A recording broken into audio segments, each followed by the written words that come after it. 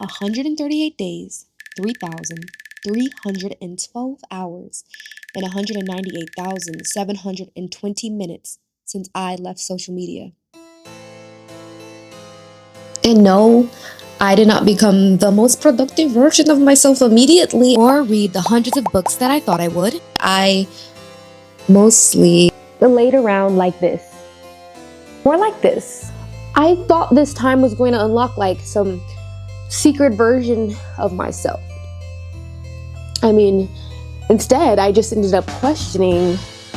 So does this cultural currency called social media really define everything that I am able to obtain?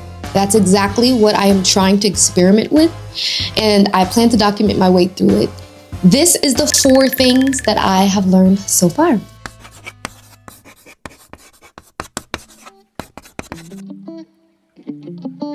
My ego was more in the way than I thought it was. I feared that not being on social media would make me practically invisible in a world that equates visibility with value.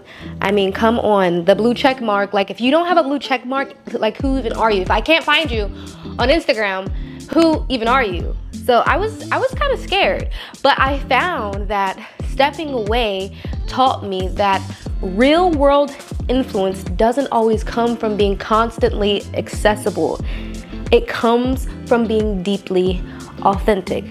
So I had to let go of my ego, and I had to lean into my work, the value that I want to give, and that my real world presence could speak louder than an algorithm ever could.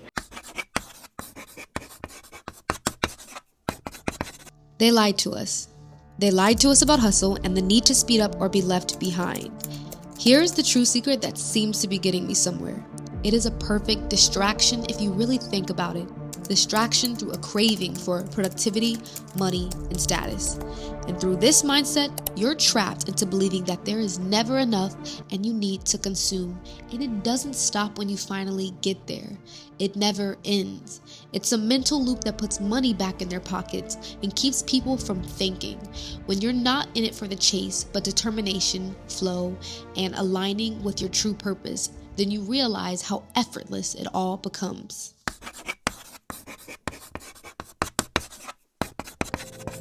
Thinking requires silence, and silence breeds clarity. The kind of clarity that makes you question everything they told you to chase. Clarity that drives change. I can finally hear my own thoughts, craft my own opinions that aren't mischievously being dictated, whether you realize it or not. It's another form of slavery, another form of control. I can see something beautiful and not have this urge to share it immediately. I can travel to mysterious places that no one ever knew I went to. I can meet amazing people and share that moment with them without being blinded by their 500K follower count and blue check mark I never knew they had. I am now forcing you to judge me for who I am, as I judge you for who you are, face to face.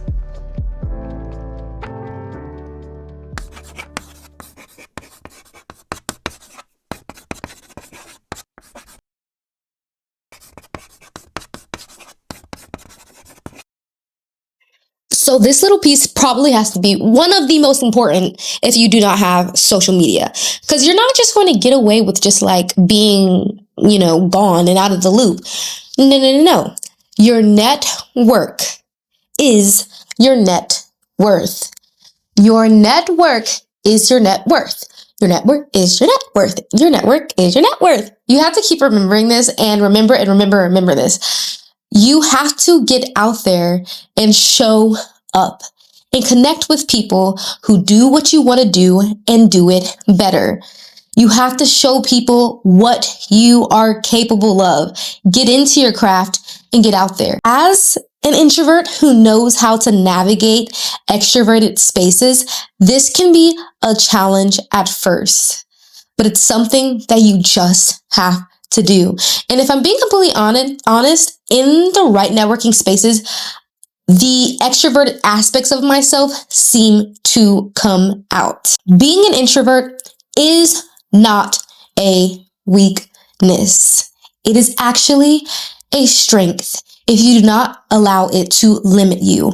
When I was younger, I used to always let my introvertness limit me because I wanted to do extroverted activities, but I was too afraid and people thought I was mean because I never talked. But when I finally just forced myself to do the things that I wanted to do, I was like a little flower who blossomed in the wind. And so, you have to get out there and you have to meet people. Just like with social media, connections can spread very quickly with the people you meet, but a lot more authentically. It's not about forcing yourself into certain rooms. It's about finding a way to stay looped in when you are technically looped out.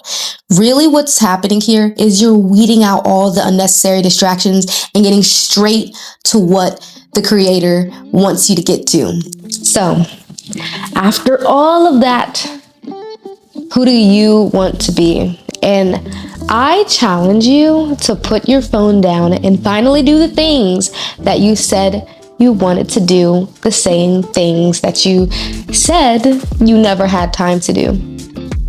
And I really want to see where it takes you.